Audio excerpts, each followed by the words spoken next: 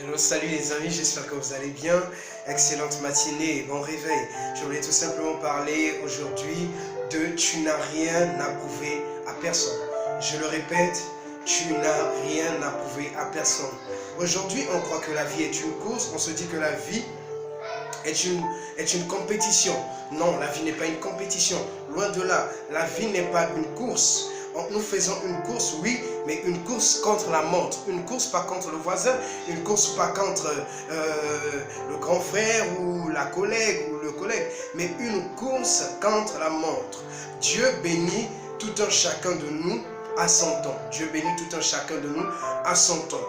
Dans Matthieu 4, verset 6, le diable a tenté Jésus en lui disant: si tu es réellement fils de Dieu, jette-toi du dessus du temple et l'Éternel enverra ses anges pour pouvoir te secourir de peur que tes pieds ne heurtent une pierre.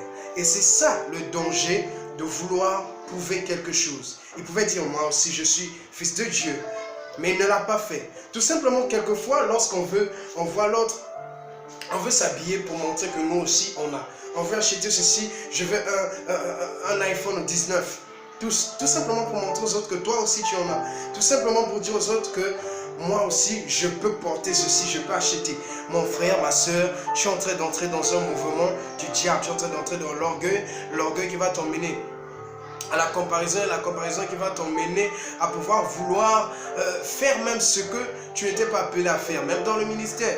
Moi aussi je vais dire ceci, comme là-bas on est en train de faire la délivrance, moi aussi je vais aller dans un mouvement de délivrance. Moi aussi je peux, moi aussi. Et cela emmène à l'orgueil, à l'autosuffisance, parce que tout simplement, tu veux prouver quelque chose à quelqu'un. Je veux tout simplement te dire aujourd'hui, ce matin, que tu n'as rien à prouver à personne. Encore à la croix, on a dit à Jésus: si toi qui as dit que tu pouvais, dans Matthieu 27, toi tu pouvais rebâtir le temple en 3 jours, tu pouvais le détruire et le rebâtir en 3 jours. Et on lui a dit: mais toi-même aussi, descends de la croix, sauve-toi toi-même. Ça, c'est la tentation. Le diable vient pour te tenter. Au moment où tu vas accomplir quelque chose de grand, où tu veux marcher dans la volonté de Dieu, où tu veux faire ce que Dieu te demande de faire, le diable peut t'emmener dans un mouvement d'orgueil afin que tu ne fasses pas ce que Dieu veut que tu fasses réellement. Ce que tu as à prouver, c'est prouver au monde le changement, ton impact, que ta vie a réellement été changée en Christ. Et hier, j'étais dans ce mouvement. Et cela emmène la comparaison, la jalousie, la haine. Parce que toi aussi tu veux montrer. En voulant montrer aux autres que toi aussi tu vas faire des choses, tu vas commencer à voler, tu vas commencer à mentir. Et cela va t'entraîner vers le péché. Tu n'as rien à prouver à personne. Ce que tu dois prouver, c'est tes valeurs. Que tu es une personne pleine d'amour, que tu es une personne patiente, que tu es une personne qui peut faire du bien, que tu es une personne qui peut pardonner. C'est ce que tu as à prouver à ton prochain, c'est ce que tu as à prouver à ton ex, que tu es devenu une nouvelle créature. Tu dois prouver l'amour de Dieu qui t'a impacté. Alors ce matin, c'est ce que j'avais à vous dire. Ce que vous avez à prouver au monde, c'est que Dieu vous a affranchi et qu'aujourd'hui, par votre vie, vous pouvez aussi affranchir les autres.